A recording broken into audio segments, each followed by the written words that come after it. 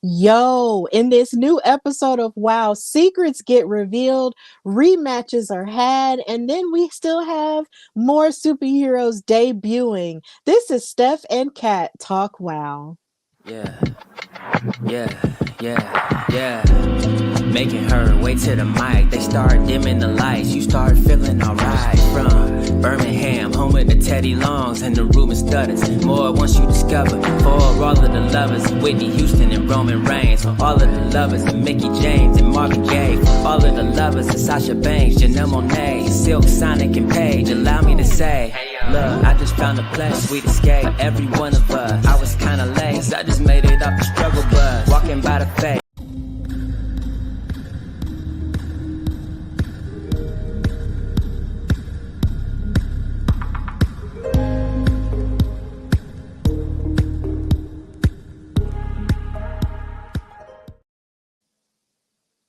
Hey, hey, hey! Happy Monday! And of course, welcome to Steph and Kat Talk WoW. Of course, we are here to discuss the hottest all women's wrestling show, and that is WoW Women of Wrestling Superheroes, coming at you live every Monday at 7, 6 Central. Of course, I'm your girl, Stephanie Hardy, host and creator of the Hardy Wrestling Podcast, contributor for Daily DDT, and color commentator for the Belladonna Division, Battle Club Pro, Black Girl Magic 2022, and Spartan Wrestling. But of course, I'm not alone. With me is my tag team partner, the amazing creator of NCAT We Trust, amazing panelist creator of Behind the Magic Women of Color in Wrestling, and a fantastic writer and super mom. She is Katrina Blake. How are you, Kat? I am well, a little tired. It's been a busy weekend, but happy to be here. Happy I've been seeing the little acknowledgement from some of the ladies on the promotion and the roster. And so thank you ladies as always for just being supportive of us. Especially, I just quick shout out to Princess Aussie. She's always on it. And so I was like, thank you, champ, when I saw her post the other day. And so thank you always, ladies, just for supporting us as we enjoy watching your product. Absolutely. We just love being socially involved with the WoW superheroes universe, even though I'm pretty sure there has to be another word for that because using universe low-key feels like it's exclusive to WWE, but then again, universes are universes. So, I mean, the WoW universe is really supportive and always showing us love, even through this transition that we are going through. And I really appreciate and love that, especially from our WoW World Champion, Princess Aussie.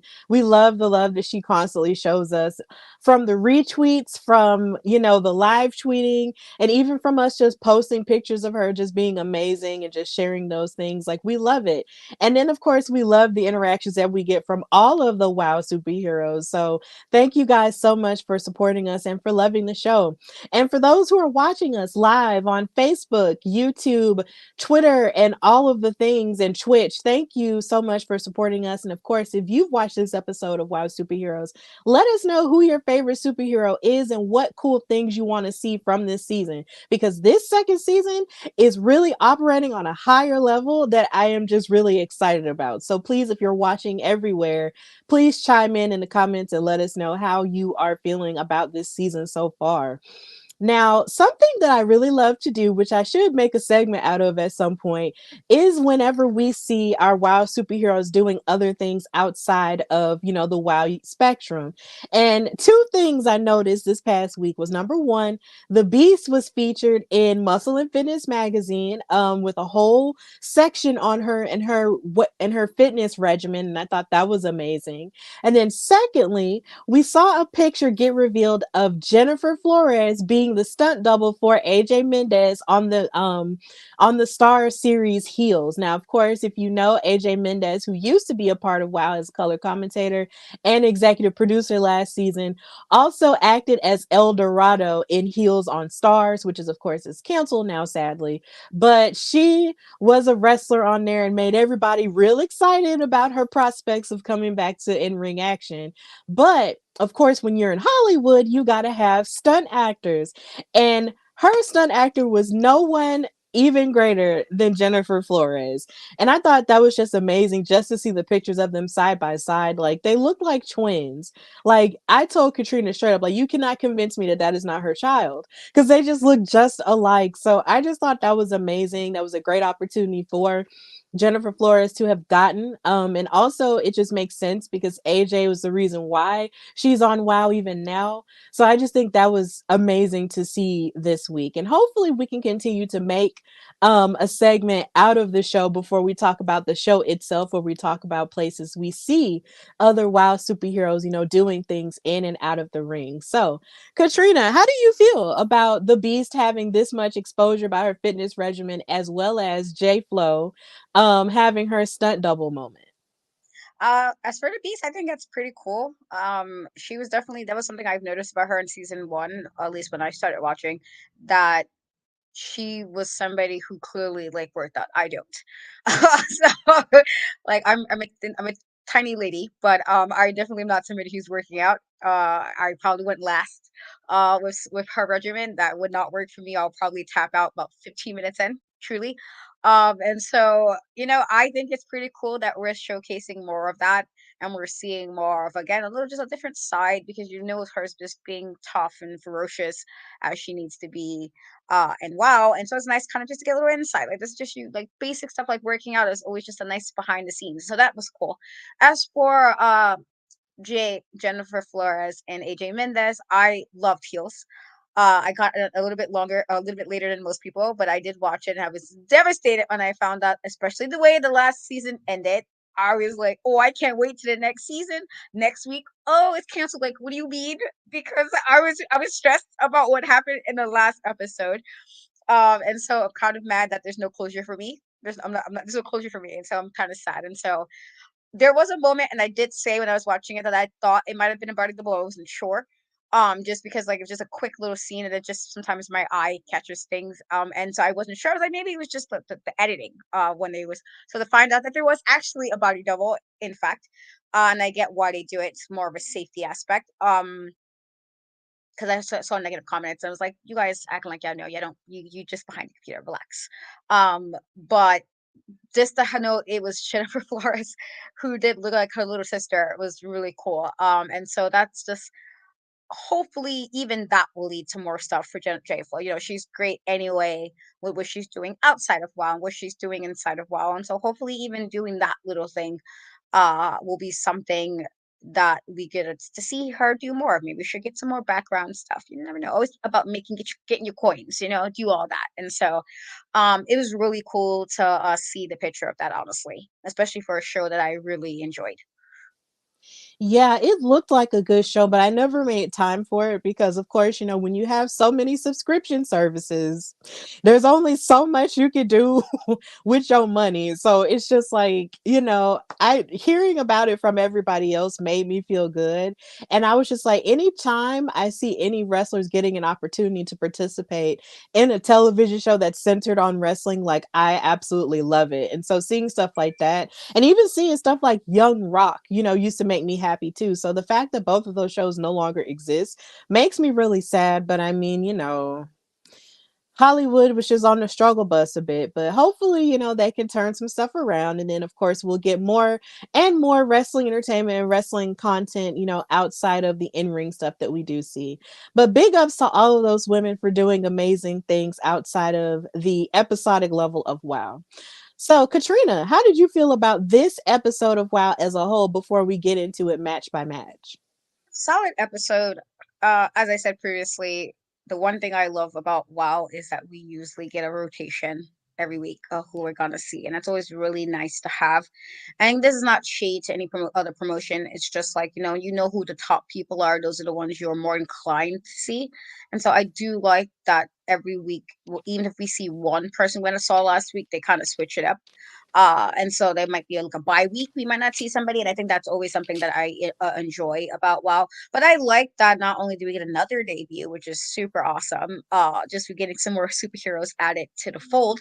But I thought a lot of them really kind of put everything into the matches, which is always good. especially when you see people who, they've had their moments in season one, but it seems like they came to season two with a whole different attitude, and not in a bad way, just an attitude like, I'm gonna let everybody know what it is kind of vibes.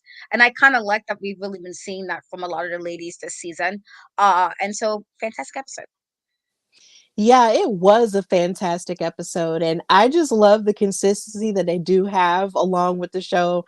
And I just love, how the entertainment value was upped every single time. So I really love this episode, especially a lot of the in ring action that we got. So let's absolutely get into this card, okay? So the first match was Adriana Gambino versus Chantilly Chella. And of course, Chantilly Chella is looking to bounce back after, her stellar match with Penelope Pink when she did hold the WoW World title, but then, she sadly lost it.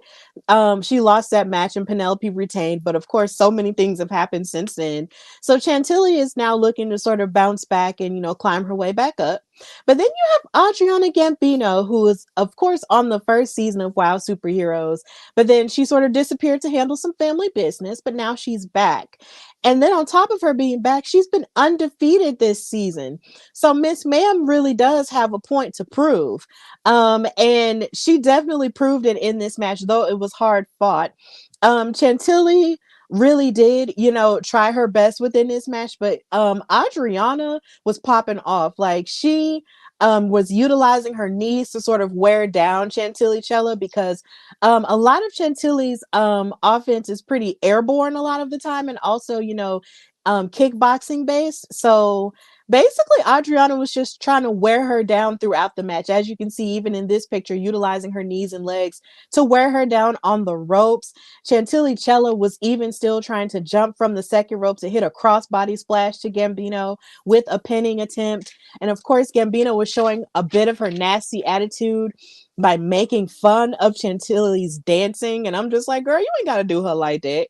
But either way, and it's so funny how she was making fun of her dancing. Meanwhile, Adriana has a whole ballet background that they mentioned on commentary. And I was like, wow, okay. Now that makes all the flexibility that she has in ring totally makes sense now that I know that she used to be a ballerina.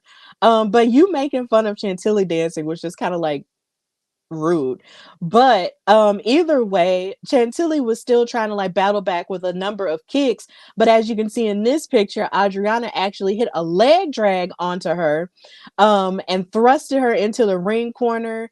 Like it was just really bad. And then she had like a leg and a head submission trying to choke Chantilly Chella out a lot of the time. And then both of these women had a crossbody collision in the middle of the ring. And that's not the last time we'll see something like that either. But both of these women were really fighting hard. But in the end, after an attempt to do it a first time, but then Chantilly blocked it, Adriana Gambino hit her chef's kiss for the win. So here again, Adriana Gambino is continuing her undefeated streak on this season of WoW. So Katrina, how did you feel about this match and about the streak of Adriana Gambino and where she could possibly go? I like it. I love Chantilly and she's cool, but she was gone a little bit for a bit. We were like, she was on a roll a little bit, then there was a tag team thing that was happening, and then she was gone for a while. And while they said it was a family issue, and I understand this, sometimes you gotta do what you gotta do, and it means kind of pushing things off to the side, and that's fine. But I feel like because of that, I feel like she missed some of the important things, like the fact that we got the tag tournament, where she was part of a tag team, and the fact that there were people gunning for Penelope. And so like the fact that it's like now it's like, well, now I have to feel like maybe that's what's kind of propelling her forward is if I can keep being undefeated, this puts me at a quicker rate to maybe take on Princess Aussie. Maybe she wants a title shot. I don't see her joining a tag team right away again. I don't get that vibe. I feel like she's kind of doing all of this on her own. But I'm okay with it. I mean, she's a little bit mean spirited. She is a little mean spirited. But even with that, she's still fantastic in the ring, and it really shows. And I like that, while she has this whole, and I say bougie because like the way she dresses before she takes off it, before she gets into the ring, it's a little bit bougie. It is, but I like that even being like that, she's still super tough and super badass. And I think that's always like just women being just mostly faceted, like we can be many things and wear many hats and do all that. And she's able to do that. That's those two things, just stepping into a wrestling ring. And so I'm looking forward, even with her being a little bit mean, I am looking forward to see how far this streak is going to go. Is it going to lead her to winning a championship? Is it going to lead her to stand off across from Princess Aussie? Yeah, I think that's a really good, assumption to make. Like someone who is undefeated has a right, to the WoW World title at some point. Like I would be fascinated to see how their styles, would mesh in ring. I feel like that would be a really cool image and a really cool, match of and a meeting of the minds. Because in thinking about, this new era of a championship that we have with Princess Aussie. There are so many women who can match up with her or who have different styles that could want to like face off against her in the ring for that title. And Adriana Gambino is definitely one of them, and someone else is too, but we'll get to that later. It's just like she's just so good. And with Adriana being as good as she is, I can't wait to see what more she has to offer in ring. But yeah, Miss Mams is undefeated and you love to see it because, like you said, when she was on the first season, her and Gigi Gianni had a thing going on as a tag team. But now it seems like she is all on her own. And I liked it. The only thing that I miss about her is the fact that, of course, she's from New Jersey and we don't have AJ Mendez bigging her up because she's from New Jersey. That's something that I do miss low key. But outside of that, like she has the full package. She has the attitude clearly, and she has the ability. So I'm really here to see her, be a foil to Princess Aussie if that's the case. So yeah, Adriana Gambino won the match and in fabulous fashion too. So, after this match, we had a little bit of an intro segment to our newest WoW superhero, who is Gloria Glitter. And Stephen Dickey on commentary made a very astute observation and said that she's basically like the 80s and the 90s slapped together into one person, and she looks like Lisa Frank. And I thought that was amazing because as a 90s girl, if you grew up with going to school and everything, with those school supplies, with those lunch boxes, them purses, and everything else, you wanted the Lisa Frank stuff because it was all colorful and glittery and had all types of designs on it. And that's literally what Gloria Glitter's outfit looked like. And it was giving me life low key. But of course, as she's, we're getting to know her, we see her doing all these steps and everything, stepping in place and getting her pulse up and everything because she is a fitness instructor. That kind of puts you in the minds of those infomercials that we would see back in the day with Billy Blanks and Tybo and Richard Simmons and even Suzanne Summers, who we just so recently lost yesterday. Like she is kind of like one of those infomercial fitness instructors, just telling everybody to get their fitness up. But she starts stepping all over her assistants who just so happen to be men. She's stepping on their backs over and over again, talking about how nobody in WoW can beat her. And they even gave her state of the art WoW fitness gym. Like, and it's beautiful. Like, it's really beautiful. Like, the colors and everything that's popping off. Kind of like our setup, except it's a little bit different with the color palette. But it was fresh and everything. And she looked really fierce, even with her muscles and her tattoos and everything. But she looked so peppy. So I just enjoyed this from Gloria Glitter. But what we did come to expect for her in the ring wound up being something completely out of this world. But Katrina, how did you feel about the introduction to Gloria Glitter and how did it make you feel in terms of vibes? Definitely those infomercials, but they're wearing that 80s like one piece exercise outfit. It definitely gave those vibes. Like when they said, let's have like an 80s party, and you think of like certain costumes that kind of fit along that. Definitely that. So I thought it was a nice like peppy vibe, a nice step away from some of the other characters we have on there. But I will have to agree that it was definitely different from what I expected from her. as far as spring. And I was like, okay, that's nice. Again, multifaceted. I love that. I love that it's what you're not really expecting. And so I was great with the intro. I love WoW's intros just because it always gives you a little bit, just a little bit of insight into a character, and that's always nice when you're being introduced to somebody. Especially now we gotten introduced to somebody almost every week, so far the last couple of weeks, and so it's always definitely nice to have some insight going into a new character in this promotion. Yeah, it was really good. I love the way that they introduce, these new girls. So I'm loving it and I can't wait to see them continue with it. So after this, we did see the intro to the both of them, which led into the second match of the night, which I personally feel is match of the episode, match of the night for me personally. It was Gloria Glitter versus Kandi Krush. And of course, this was everyone's first time seeing Gloria in the ring. And this is the second time that Kandi Krush, someone who we've become very familiar with and akin to since last season, this is the second time she's had to face off against a newer superhero because she had to fight Katarina Jinx, having never faced her before as well. So it's almost like she's like the measuring stick or like the measuring bar for these new girls, coming into WoW. But it's something that I am intrigued by, but I am still enjoying for the most part because, yo, this match was fantastic. For this to be the second match of the episode and for these women to have gone as hard as they did was just absolutely insane.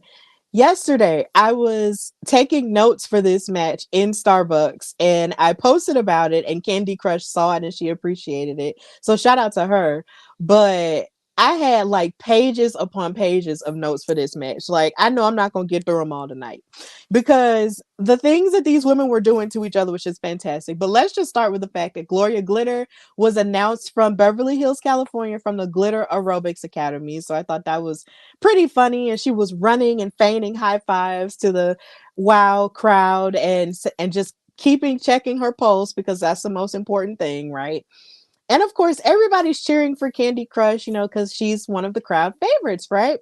So this match gets started with the traditional lockup, but of course, Glitter reverses it with a wrist lock to Kandi Krush. Kandi, forcibly reversed it with a wrist lock of her own. Glitter was stepping on Candy's foot and then reversed the hold into a full Nelson slam combo that sort of reminded you of the Miz and his skull crushing finale. That's really what it reminded me of when she did that, and I was just like, oh, okay, we're getting kind of tough here in the first going. But then of course Kandi Krush separated from her, and there were moments where, of course, Gloria was adding insult to injury, just like in this picture, when she was stepping on her, like the same way she was stepping on those men in her gym. But of course, Kandi Krush wasn't taking that sitting down. Like, Miss Ma'am was hitting all kinds of suplexes, Olympic slams, and everything.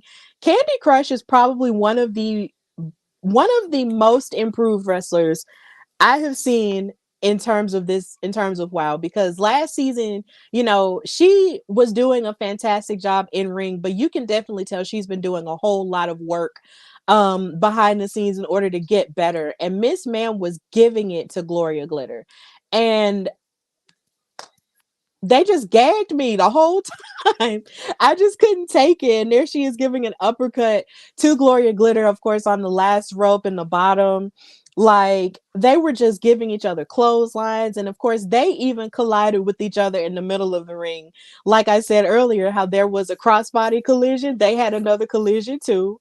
And then you have the strength of Gloria Glitter right here on display, lifting her up for it was sort of like where you pick someone up and then you have the person's neck land on your knee. I don't know the move for it, but I remember watching it happen, like, and I was just like, yo, that is painful. Like, I did not expect Gloria Glitter to come out in her debut match on WoW hitting this hard and giving Kandi Krush a run for her money. But Kandi rose to the occasion, um, and wound up beating her. She wound up defeating Kandi. Kandi wound up defeating Gloria Glitter. But one thing I will say is this though, like, Gloria made a fantastic impression on me. I've never seen her wrestle because, of course, I did look her up and find out who she was. I had never seen her wrestle before, but I want to see her wrestle more simply because of how good both of these women did. And when you think about Gloria having, I guess, more of a wrestling background than Kandi does, the fact that all of that was going on in that match was just fantastic. And this was just the second match. And this was fantastic. I loved it. But let me just hush and let Katrina say what she's going to say about this match because I just got to know. Do you feel how I feel?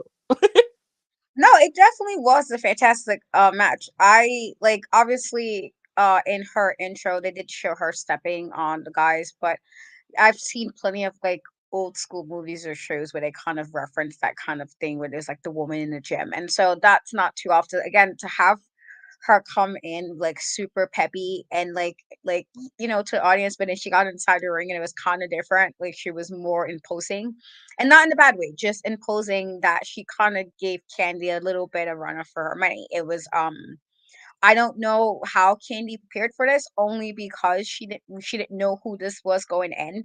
But you try to think of the outcomes you can possibly have with somebody you're wrestling you for the first time. And so how can you prepare for somebody who outside the ring is like, yay, peppy, kind of maybe can even fall in line if it wasn't for gear with like Randy Rivera or something, like that type of energy. And then you get into the ring and it's like, no, I'm about to throw you around a bit. And she did. And again, it makes me happy to see how many women on that roster is just very multifaceted. We're like they can kind of turn off what they need to turn off or turn on what they need to turn on. And I don't know if Gloria went in because Candy's boxing background, like I gotta make sure I do what I need to do. I don't know if that's her goal because she should have had a little bit more info on Candy than vice versa. But it was a fantastic showing. Probably, and again, not any shade to any of the other new debutees because I feel like they did well. But I think this is a really like probably so far because I'm not sure if we're getting any more debuts, but this is probably my favorite debut of the new debutees just because of how different it was for me going in as far as what I was going to expect. But also, again, kind of giving people, you can just throw somebody around. It's like, oh, okay, well, my bad. If you're gonna assume or make an assumption about that, and fantastic. And obviously, I wasn't surprised with Candy winning it, just because we have known her even from season one to kind of come back and do what she needed to do to get a win. Come back and even when it seemed like it might not be easy, she's came back and kind of did what needed to be done, even with the stuff with her boxing glove situation. And so I'm not surprised that she won. But again, Gloria, even with not winning, gave such a fantastic match that I literally just can't wait to see what she does next and well. Yeah, I definitely agree. She is definitely high on the list of favorite debuts that we have had on this iteration of WoW because Miss Man was coming out swinging. Like, I I just could not forget that one spot where she actually gave Kandi Krush like a backbreaker that Loki looked like a backwards chicken wing, except she had her up like by her legs, and then she slammed her knees into the mat, and then she slammed her face onto the mat too. Like that was mad impressive, and I was just like, Gloria, like you're coming this hard and this is your first match. Excuse me. Who are you? And Kandi Krush rose to the occasion. And I just love seeing her confidence in ring, just grow and blossom, as she's been wrestling, for over a year now. Like it's just amazing to see all the growth that she has had to take on someone like Gloria Glitter, who is someone she's never wrestled before, but yet and still rose to everything that she had to dish out. And I wouldn't be mad to see these two wrestle again. Like, I wouldn't be mad about that at all. But either way, Kandi Krush wound up getting the win. And this wouldn't be the last we would see of her in this episode. But this was a fantastic match. Like I said, this is match of the night for me. Like, it was fantastic. If you have not watched it already, go on Wow Superheroes YouTube channel and watch that match full out. Don't let nothing get in your way. Tell everybody to hush.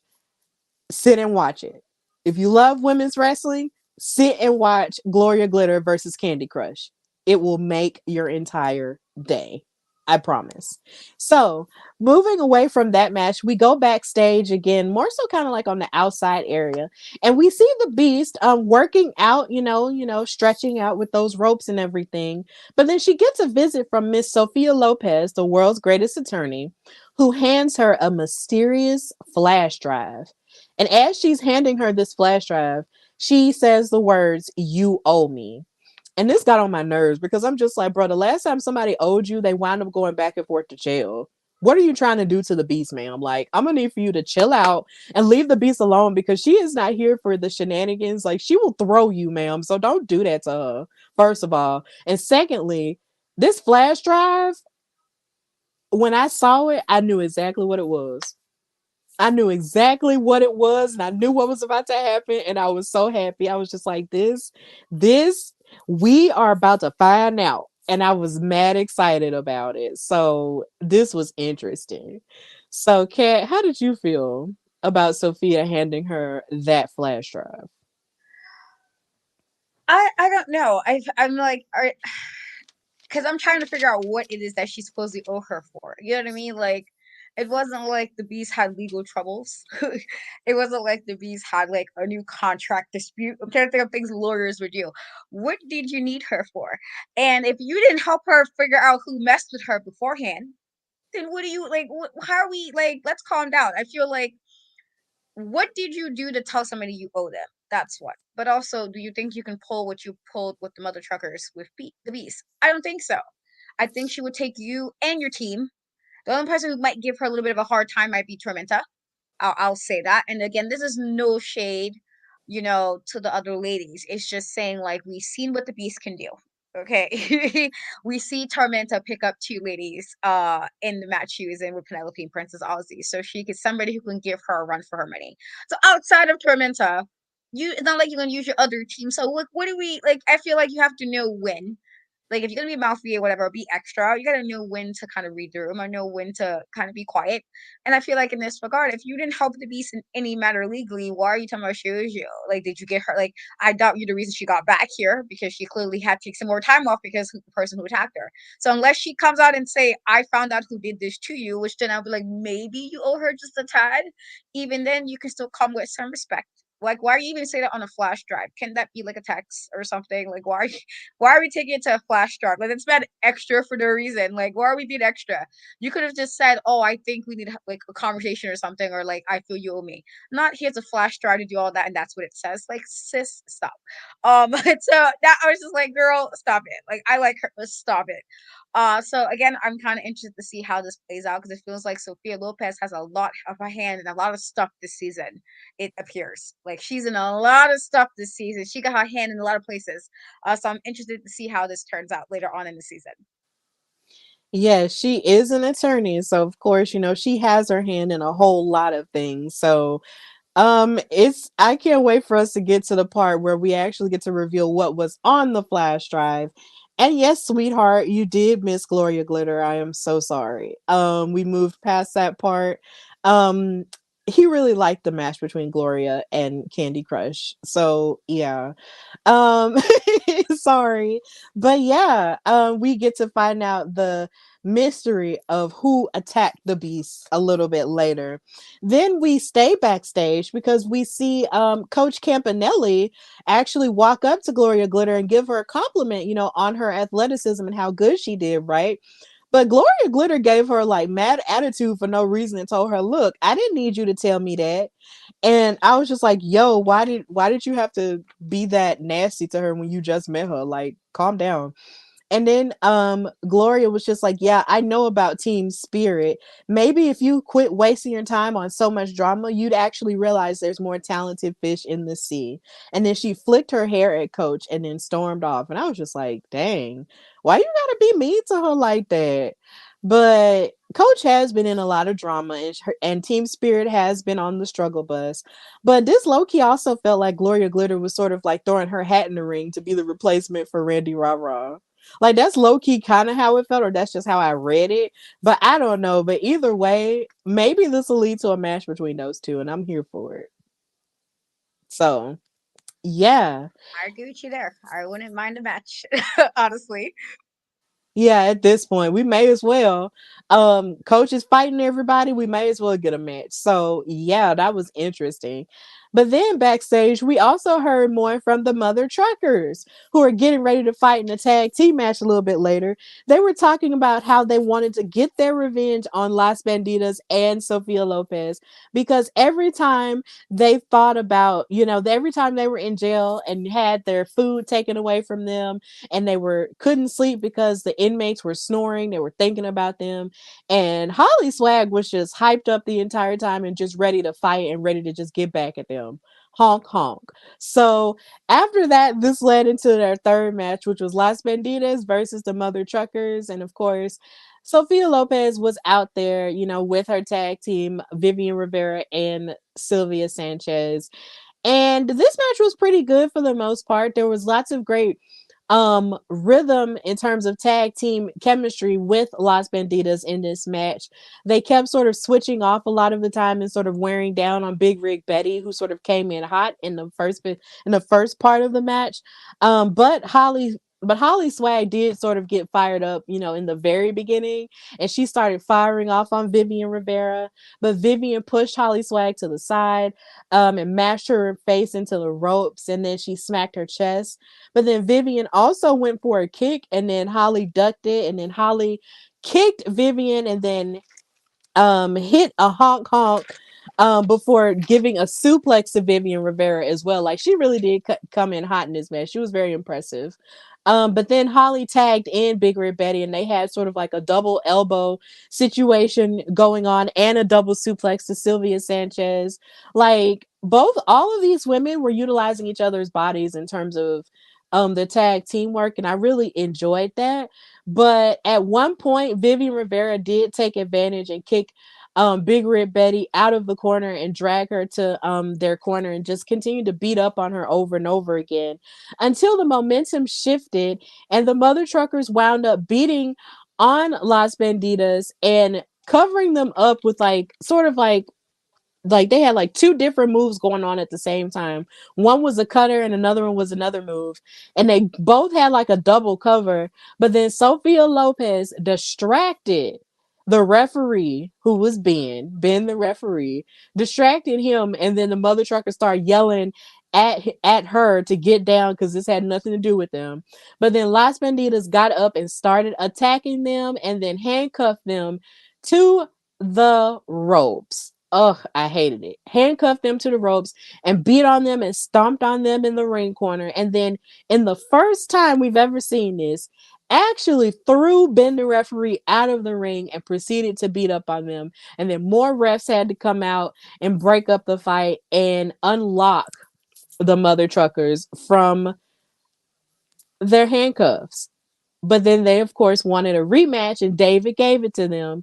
So that's what we had going on there. There was a disqualification. So the Mother Truckers wound up winning via DQ. But Las Bandidas were just playing really like dirty here. Like, it was really unapologetically dirty, too. So yeah, it was just really crazy stuff going on. But Katrina, how did you feel about this match and how Las Bandidas has just gotten even grittier? I think that was the plan. I remembering just our interview with Sophia Lopez a few months ago when, she was saying just how she had like plans for her team. She had plans for what she wanted, what she expected, and what she wanted to do, which was to get to the top of WoW. Very similar to Lana Star, where you know, it was that whole I kind of want to run things. And I feel like that is the tier that Sophia Lopez is now on. It's like you see, and I part of me feels like that might be a little bit of the reason she kind of seemed like she had partnered up with Lana. Lana, maybe she's like getting some tips, or maybe she just kind of, if the enemy of my enemy is my friend kind of vibes. And maybe that's what's going on. But I feel like that's probably why they're being a lot more, I thought Tormenta was already pretty tough. But I feel like all three of them are just on a different page. And I think that's what it is. It's like, could this be, as I said before, just a new version of the Fab Four, and not like in comparison way as far as how they are in terms of having a lady kind of running a squad here. and kind of having her hands, or pulling kind of in charge of a squad. And I that's what I need. And so, is it possible we're getting another one of those where it's like she's gonna make her way up there to her team, get what they need to get? Is that the tag titles? Is that the main title? Or is that what you're gunning for? And I think so. And so I think that's why she's being more greedy. And, in Las Bandidos is too. And again, you think of some of the other tag teams we have in WoW, and some of them are kind of tough, again, like just the Tongas, the current champions, they're tough. You have to really kind of go on your A game. And so to go through like them, or again, go through like Rena Wrecking Ball, go through Holodead and Chainsaw if they decide to, that's quite a few teams that might be a bit of a problem. And you might have to come in like this. You might have to come in kind of with like not necessarily cheating or anything, but just come in with a different mindset of like you might have to be a little bit more tougher than normal. And so I think Sophia is just trying to get to the top truly, and she's using her girlies to do it. And I'm interested to see where it goes. I think this is a good match. Otherwise, I can't say I necessarily fault them being gritty. I do think they're doing a lot of shenanigans with the mother truckers. Honestly, it's been shenanigans for weeks. And I think that probably, I don't know why it's so much. It seems like it's a lot involved with them, keep messing with them to that extent. But I have no problem with them necessarily being more gritty, because I feel like with some of the teams we have in WoW, it's a necessary thing. I feel like you can't be too nice. Not saying be, like I said, not cheating, but you can't just be like, oh, okay, and take everything kind of lying down, because you got to have some of these women who want a spot as well. I feel like that's something. And again, we did see Tormenta just recently in a title match. It's very possible for her to make her way back, truly. And so who knows? I think that's what Sophia's goal is, to get her girlies with some gold. Yeah, you're right. When we were in the mysterious place, she was like Sophia was really, passionate about getting her clients, at the top of the ladder when it comes to WoW. And honestly, I can see her doing it because with her unholy alliance with Lana Star, which may or may not be falling apart, she could be getting advice from her on how to, get her faction to the top and, trying to bargain with her in certain ways in order to figure some stuff out. And I think that's really interesting, how you put that, but that's very astute because of course you have tag teams like Las Bandidas who are very focused and very tough in the ring and want to get to the very top and win those tag titles at some point. But then you also have, like you mentioned, the tag teams who are like too nice, who don't necessarily get a lot of the job done. Kind of like, no shade to them, but um Crystal Waters and Sandy Shore, it just seems like every time they're in ring, they always just get walked all over. And you do have to have a little bit of an edge to you if you want to make it, to the top of certain things. And it looks like Las Bandidas is willing to do whatever it takes. But honestly, I just don't feel like the best way to get your point across is to handcuff people and then beat them up. That just felt wrong. And then for you to take it out on Ben, who's just trying to do his job and is tossing him out, I'm more than sure they're going to get fined for that. Like, they have to get fined for that at some point. Yeah, I'm gonna have to agree with you there. Not that, because Ben be doing shenanigans sometimes. He really does. So he be missing stuff. He need to get it together, but he shouldn't have got tossed. That's so extra for no reason. He didn't deserve that, guys. Definitely did. Yeah, he really didn't. But hopefully, of course, this rematch that the Mother Truckers and Las Bandidas gets will be fair and square and won't be so crazy, in terms of that type of stuff. So they did announce two matches for next week, for this week's episode that's coming up. They announced that Jennifer Flores, who we did mention earlier, will be facing off against Chainsaw, which is, of course, a difference between those two in terms of size and agility and stuff. But it is an interesting matchup, so we'll see how that works. And then we also have a no DQ Texas Tornado tag team match for the Wild Tag Team titles, with the Tonga Twins, Chaos and Kona, going up against Miami Sweet Heat for the 50th time. This rivalry is just going to keep going and keep going and keep going until there is no rivalry left. And I just wonder what the heck can even happen here, because it's like the Tonga twins already beat them in Falls Count Anywhere. And they beat them. Well, they didn't even really beat them because, of course, there was interference in their last encounter. But it's just like, what more do the Tonga twins have to prove to these women to prove that they are the top tag team now?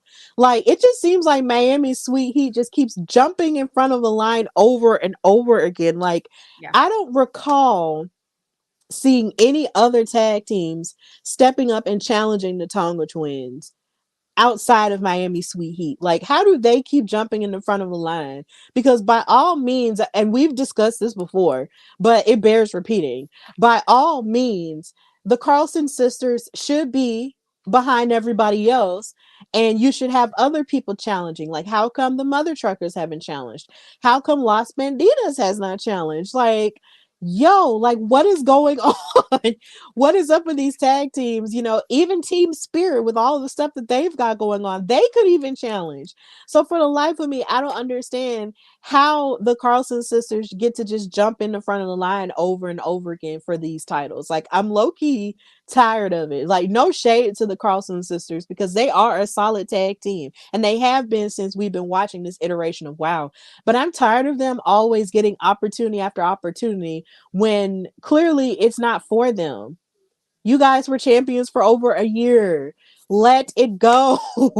Let somebody else get a chance. Like, dang, it's just frustrating. That's just my rant. But Katrina, how do you feel about this? No, we did discuss this. We definitely did. And again, this isn't shade to outside of their shenanigans, they were very nice ladies when we spoke to them and met them. And so outside of the shenanigans that they are engaged with as part of the Fab Four, I can't accept the shenanigans, but I also appreciate them as a team.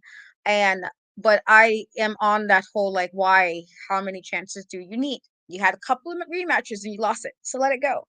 And I don't recall them being this giving of rematches when they were champions. They tried everything in their power to avoid a rematch. So why is They it now, weren't. why is it now that this doesn't work for them where it's like, we lost twice, let's get in there more? Like, no, like, we lost twice, you lucky you got the second one, relax. You don't need to have it again. They definitely need to go to the back of the line. I've been saying this.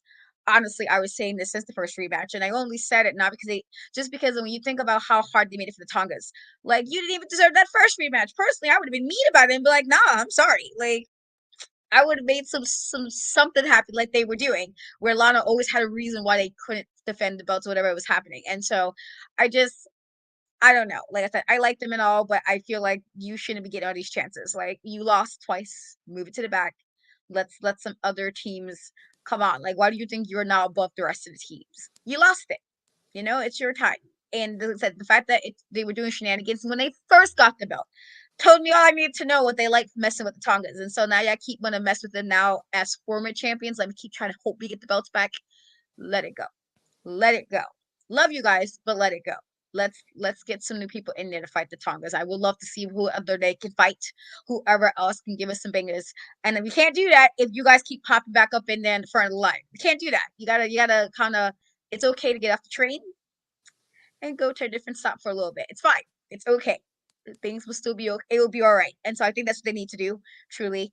Um, but I guess we're getting this match again. So here we are. I mean, this is a crazy feud, but sometimes a feud is okay for a feud to take a pause.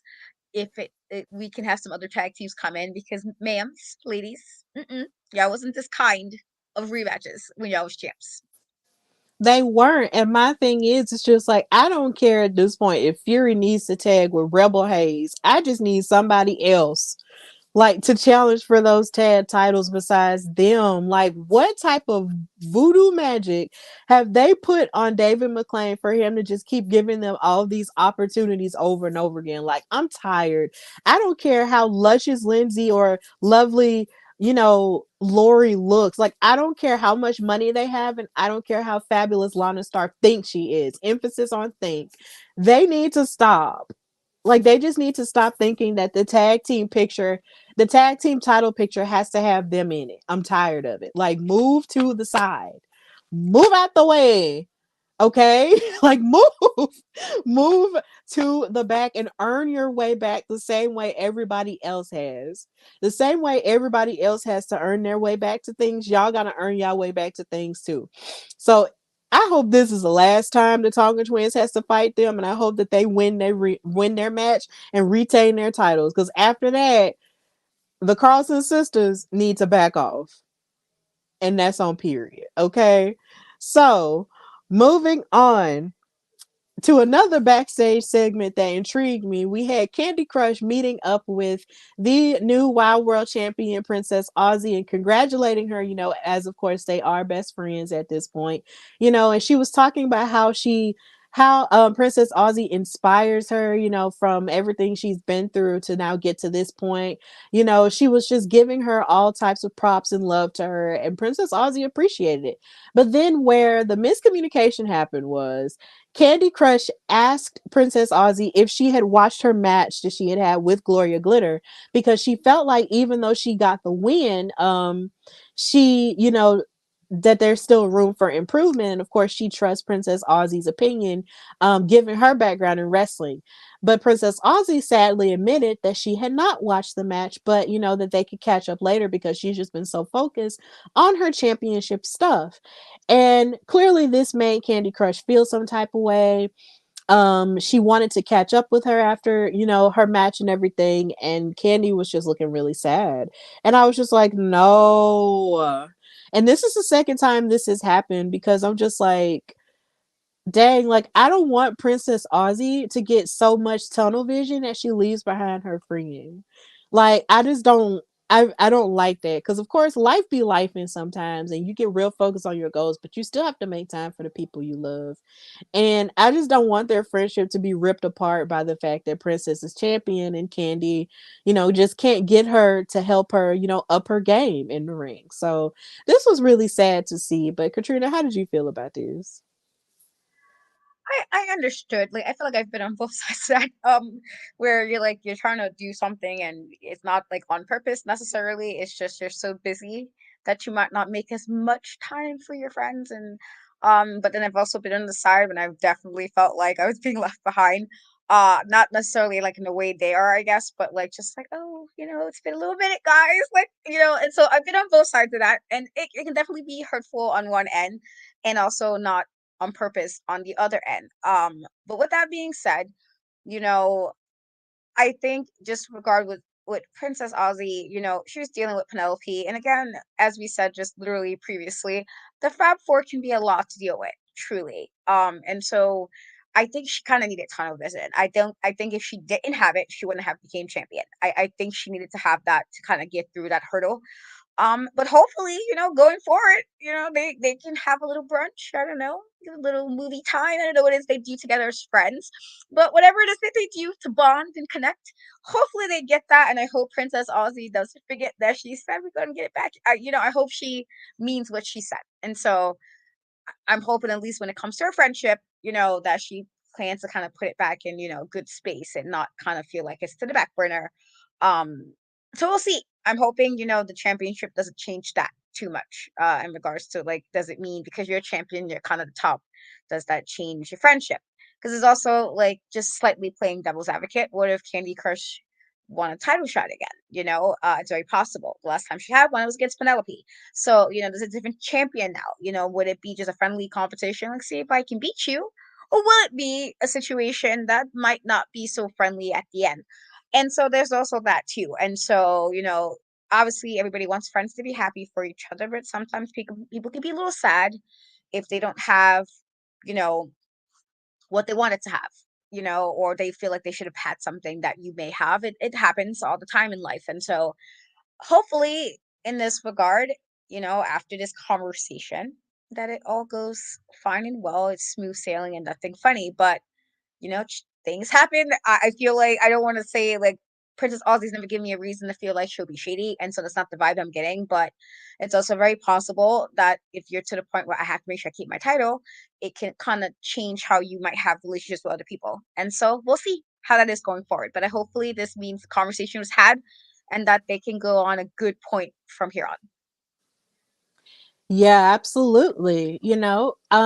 Because when it comes to Princess Aussie, like she was really focused on winning that title. And the thing about Penelope Pink is not only is she a fantastic in-ring competitor, she's also really cagey and she'll do whatever it takes to win, especially with the Fab Four.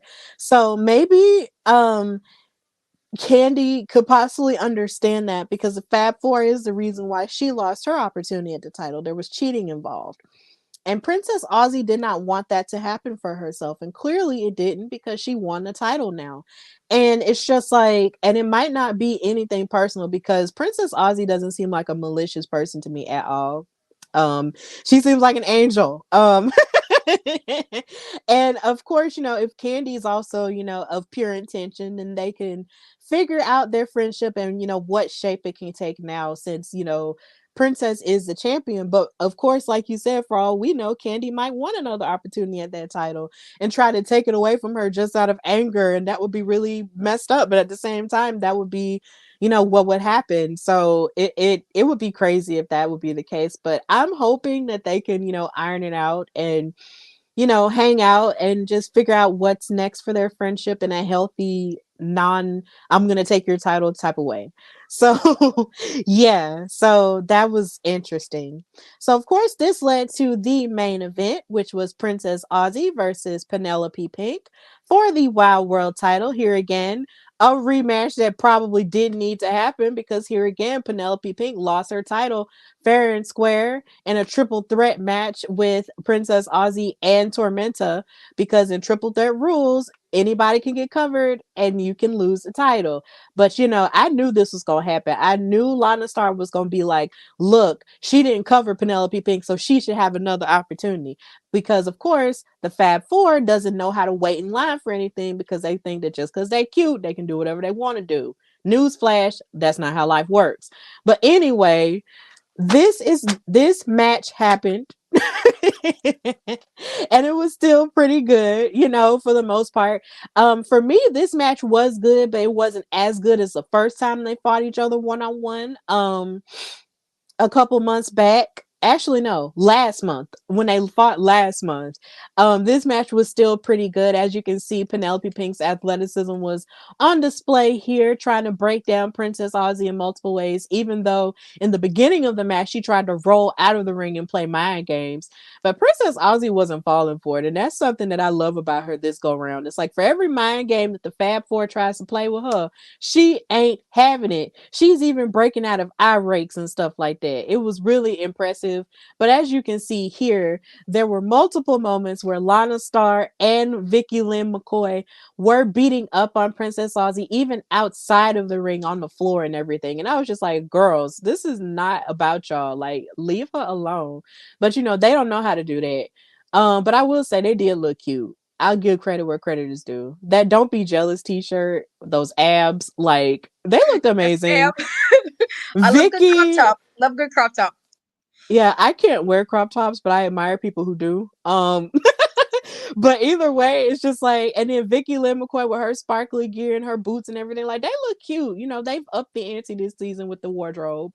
But yeah, like they were just really cute, but they were beating up on Princess Aussie a lot of the time. But as you can see, Princess Aussie was bringing a fight to Penelope Pink, even giving her that impressive Indian death lock that she loves to give her. But this is where Penelope raked her eyes and broke up the count. But in the midst of this match, we see the Beast backstage in the production truck walk up to Nigel Zane, who's working the truck, and hand him the flash drive, and he plugs it in for her, right? And he puts it on the screen, and then on the screen in black and white, you see the white Mercedes SUV pull up. And as you're watching what's going on, the camera is staying on the Beast's face. So the Beast is looking at the screen, and then she gets even more angrier the more she looks at it, which lets us know in the audience that she done found out who attacked her in that alley. And she left and she slammed the wall and she stormed out of the production truck while this match was still going on. And they go back. It goes from picture in picture to back to the match. They wind up outside of the ring, then back inside the ring. And here's Princess Aussie, like showing her show of strength by actually lifting up Penelope Pink and slamming her down. and then giving her the cutter from down under. But then Penelope kicked out. But as they're still fighting back and forth, the Beast storms her way into the arena and spears the ever loving crap out of Vicky Lynn McCoy. So that lets us know who did it. Vicky Lynn McCoy and the Fab Four attacked the Beast and hurt her knee and had her out for the rest of last season. That let us know who did it right there.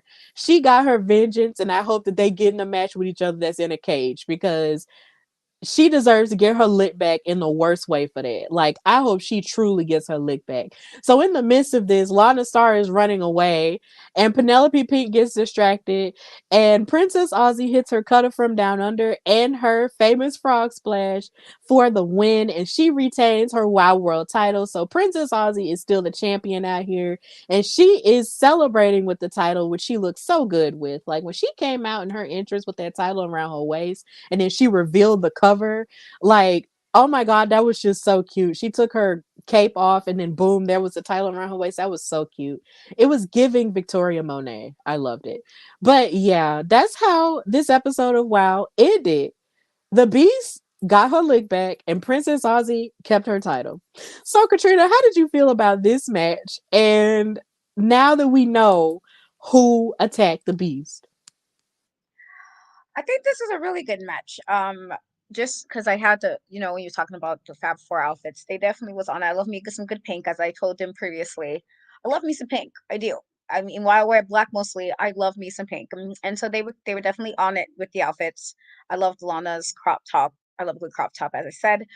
Um, but I thought, like, and I will agree that this wasn't as I don't I'm trying to figure the right word to say this, with the first time they fought each other. But I think, again, the reasoning of why it was a little bit different was because Princess Aussie was at a different level and trying to beat, and I think that level of kind of trying to win the title and trying to keep the title is a very different level. I feel like she was in more of a different space when she was going for the title, which is why she might not have been as extra going into this match. But either way, I still think it was a fantastic match. I thought, again, and like, I know you have your beef with Penelope, but Penelope is definitely a fantastic in ring performer. She really is. And every time you get to kind of see her do her like one-on-one matches, you really get to see how good she really is. Even with the shenanigans that sometimes she engages, because she definitely does engage in shenanigans at times. But this is something, again, Princess Aussie came in. I loved her picking her up. I think a little bit size wide Penelope might have a little bit more size on her, and so that was always cool to see when somebody can do that. Um, Even her hold, which I thought, I mean, I personally, when I think about this kind of holds, I'm like, ooh, my back, like I can't like power to anybody who could do that. But I think this is a nice showing. I don't know if that necessarily mean that Penelope moves away from this, because she also had an issue with the Beast a few weeks ago when the Beast came back first time, and then she kind of attacked Penelope. But now that we know it wasn't Penelope, because we kind of was wondering, was Penelope involved? It kind of makes sense that it was Vicky. Again, she was the enforcer. So what better way to make sure something happens, enforce that something happens within your team, is to get rid of the biggest competition. It makes sense. Is it smart? Probably not, because now that she knows it's you, this might be a problem. And this Beast is not somebody you can just fling around. Like, how Vicky's been able to do with other people. She can't do that with the Beast. So you can't just fling her around and throw her to the side. And so this might be problematic. My thing is the Beast going to go on a tirade or a rampage where she's messing up all of them because she's pissed? And then rightfully so, I understand, because I'm sure the rest of them knew she did it. I'm sure they knew. And so is it going to be like, what if she interferes in the Miami Sweet Heat match next week because she's pissed off?